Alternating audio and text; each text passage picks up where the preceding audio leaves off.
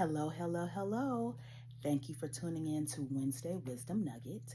It is Wednesday. We are over the hump, and all we have to do is just keep pressing and keep going. Okay, now, so I'm going to get right into the Bible verses. This is coming from Ephesians 4:22 through 24, and it reads, You were taught with regard to your former way of life to put off your old self, which is being corrupted by its deceitful desires, to be made new in the attitude of your minds, and to put on the new self, created to be like God in true righteousness and holiness.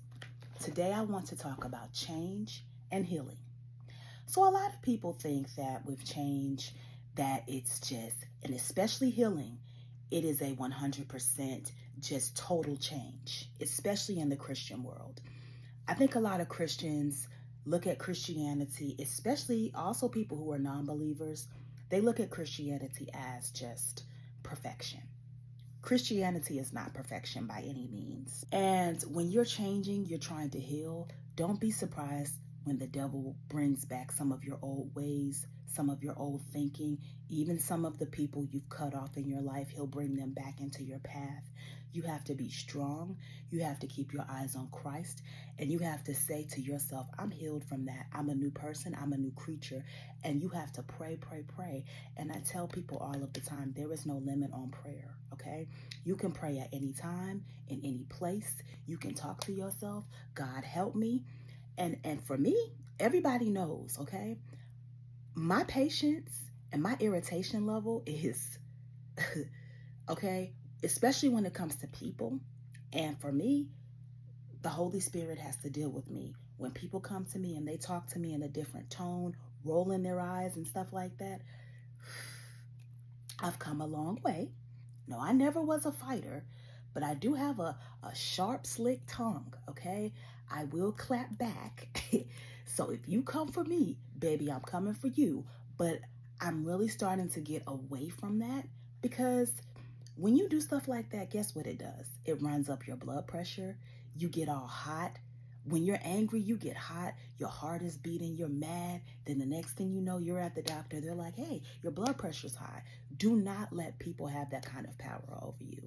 So I had to pray about that. But guess what? In order to overcome it, I had to face a lot of that. And that's the thing with God. He doesn't answer our prayers the way that we would think. He just doesn't give it to us. He doesn't give us like just patience. We have to go through a bunch of trials and tribulations. And then we're like, okay, now I can be patient because I went through X, Y, and Z. And God has taught me how to become patient. So that's what I dealt with for a long time. But every now and then, I am healed from that. But every now and then, I'll still get a person with a sharp tongue, a slick tongue. I don't know about for a lot of y'all, especially at work, in emails. I have to be like, you know what? Let me take a deep breath. Let me think about how I should respond to this. So that is my message to a lot of you. If you guys are, you're quickly irritated, your patience is thin, you have a slick, sharp tongue, kind of take a step back, take a breath, and ask yourself, does this really matter at the end of the day? No.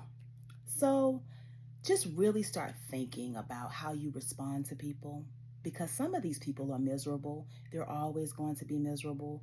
And you're really not fighting them or arguing with them. You are arguing with the spirit that lives within them. So it's time for change. It's time to heal. And that's the season that I'm in. I just want to be a better person.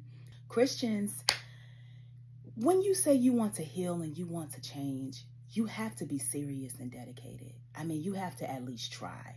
You can't sit up one day and say, God is my all in all, and the next day you're sloppy drunk, you're fornicating, you're doing all of these things, and then you're saying, oh, God will forgive me. And you're keeping on doing this. You're continuously doing the same thing, and then you want God to bless you. God is like, no, you got to pick a side, okay? You got to be serious in your path. And it's sad that other religions laugh at Christianity.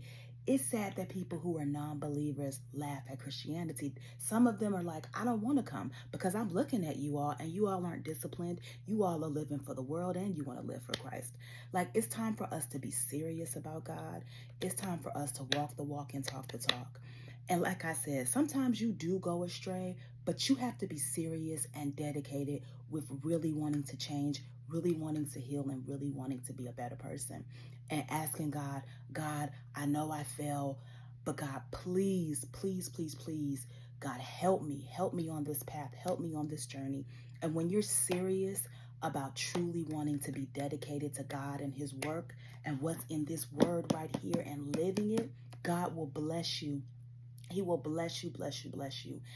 And not only that, you can be an example for non-believers. And once you seriously you start becoming serious about God and the path, the good way. And like I said, being humble, shutting up, not arguing with people, doing what's right, not doing all that stuff that you used to do. And you're like, you know what?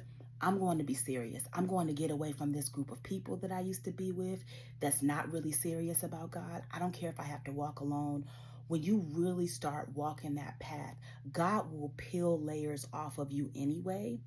Like, for instance, I'm seriously starting a low carb lifestyle. I haven't been eating a whole lot of breads, sugars, and now I'm at a point my body doesn't even crave it anymore. That's the same way with change and healing.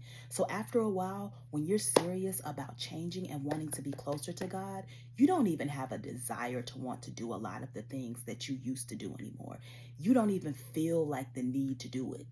And then you'll see the bigger picture and you'll sit back and think, I never needed to do that anyway. Be the change that you want to see, and whatever you are desiring from other people to be to you, make sure you are always that first. So if you want to be surrounded by people who bring you peace, you have to bring them peace. Thank you guys. God bless.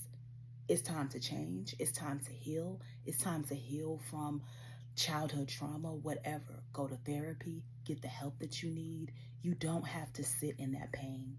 God bless. Thank you for supporting me. Please like, share, follow. Get the message out there, guys. God bless. Bye-bye.